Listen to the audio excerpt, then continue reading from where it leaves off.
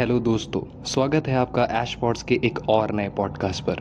तो आगे बढ़ने से पहले मैं चाहूँगा कि आप हमारे चैनल ऐश पॉड्स को सब्सक्राइब कर लीजिए और बेल आइकन हिट कीजिए ताकि आपको हमारे नए वीडियोस और पॉडकास्ट की नोटिफिकेशंस मिलती रहे। हमने पहले भी इस चैनल पे एक पॉडकास्ट अपलोड किया है जिसका लिंक आपको डिस्क्रिप्शन में मिल जाएगा। आप जाकर वो पॉडकास्ट सुन सकते हैं। तो इस पॉडकास्ट में भी हम फिर से एक हॉरर स्टोरी प्रेजेंट करने जा रहे हैं जिसका नाम है मैं तुम्हें देख रहा हूँ।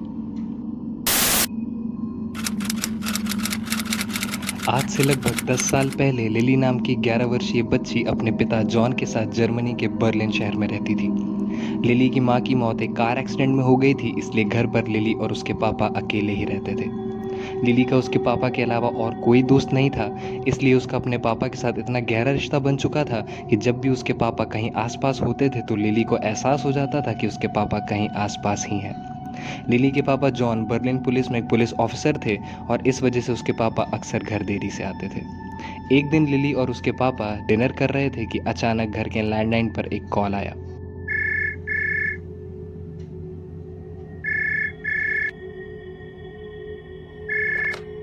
हेलो, क्या मेरी बात ऑफिसर जॉन से हो रही है? जी कहिए, मैं जॉन बात कर रहा हूँ। हेलो सर, मैं बर्लिन पुलिस हेडक्वार्टर से बात कर रहा हूँ। आपने जिस खतरनाक सीरियल किलर को कुछ दिनों पहले पकड़ा था वो जेल से फरार हो चुका है। हमें आपकी सख्त ज़रूरत है। प्लीज़ तुरंत पुलिस हेडक्वार्टर्स में रिपोर्ट कीजिए। लेकिन मैं कैसे आ सकता हूँ? बहुत रात हो चुकी है और मेरी बच्ची घर पर अकेले है। मैं उसे अकेले छोड़कर कैसे आ जाऊँ? सर, आपको आना ही होगा। प्लीज़ सर, आप ही उस किलर को पकड़ने में हमारी मदद कर सकते हैं। कॉल रखने के बाद जॉन लिली के पास आता है और कहता है, बेटा मुझे बहुत ही ज़रूरी काम से बाहर जाना है। तुम खाना खाकर सो जाना और कोई भी दरवाजे पर आए दरवाज़ा मत खोलना। हो सकता है मैं आज रात घर वापस ना आ पाऊँ। बेटा प्लीज़ जब तक मैं ना आऊँ दरवाज़ा मत खोलना। ये कहकर जॉन अपनी कार में बैठता है और वहाँ से पुलिस हेडक्वार्टर्स के लिए निकल जाता है। अब लिली डिनर ख़त्म करके सोने के बजाय अपना फेवरेट कार्टून देखने लगती है। टीवी देखते हुए गलती से लिली का हाथ रिमोट पर लग जाता है और चैनल चेंज होकर न्यूज़ चैनल लग जाता है, जहाँ पर न्यूज़ चल रही थी।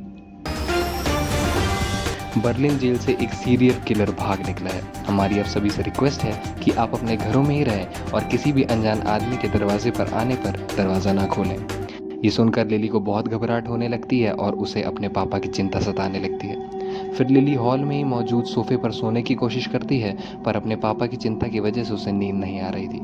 बहुत कोशिशों के बाद फाइनली लिली को नींद आ जाती है। सोते हुए लिली को एक सपना आता है जिसमें वो देखती है कि वो और उसकी मरी हुई माँ कहीं कार से जा रहे हैं। लिली कहती है, मॉम आप कहाँ चले गए थे?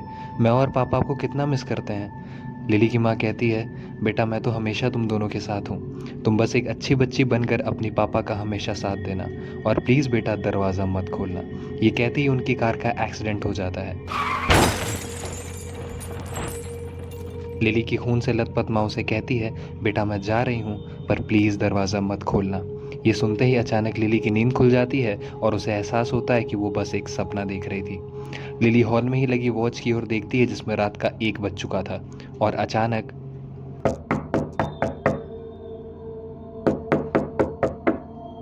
दरवाजे पर एक दस्तक सुनाई देती है। लिली घबरा जाती है पर कहीं ना कहीं वो ये सोचती है शायद उसके पापा घर लौट आए हैं। पर लिली को पहली बार अपने पापा के आसपास होने का एहसास नहीं हो रहा था। तभी फिर से अचानक दरवाजे पर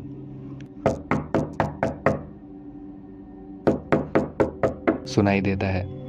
लिली घबरा रही थी, फिर भी वो हिम्मत करके दरवाजे के पास जाती है और पूछती है, पापा ये आप हो? दरवाजे की दूसरी तरफ से कोई आवाज़ नहीं आती। लिली फिर से पूछती है, पापा आप हो क्या? पापा ये आप ही हो ना? पर इस बार भी दरवाजे के बाहर से कोई आवाज़ नहीं आ रही थी और अचानक से फिर से दरवाजे पर सुनाई देता है। लिली हिम्मत करके दरवाजे के डोर लेन से बाहर देखती है और वो देखती है दरवाजे के बाहर उसके पिता का चेहरा दिख रहा है। पर उसे बड़ा अजीब लगता है कि उसके पिता के चेहरे पर कोई हाव भाव नहीं दिख रहे थे। लिली के पिता घर के दरवाजे पर थे, पर ना जाने क्यों लिली को अपने पिता के होने का एहसास नहीं हो रहा था।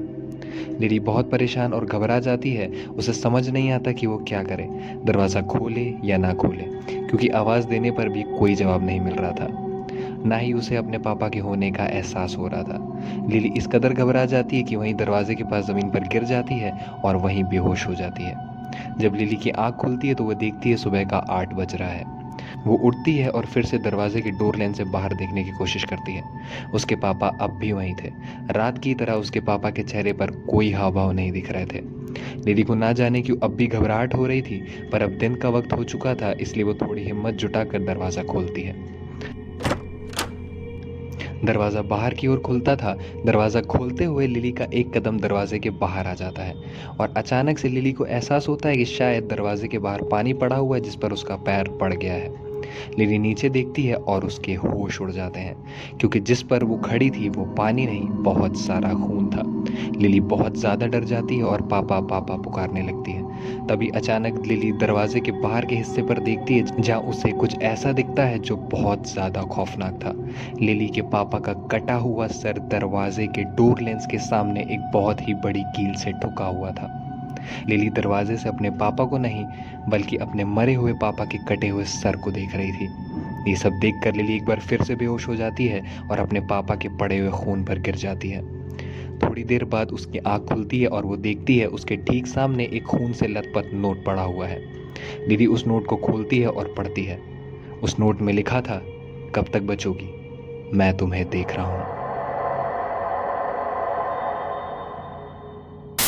अगर आपको ये पॉडकास्ट अच्छा लगा तो वीडियो को लाइक कीजिए और अपने दोस्तों के साथ शेयर कीजिए, और ऐसे ही पॉडकास्ट और वीडियोस के लिए हमारे चैनल ऐश पॉड्स को सब्सक्राइब कीजिए। मिलते हैं आपको अगली वीडियो में, तब तक के लिए bye bye and take care.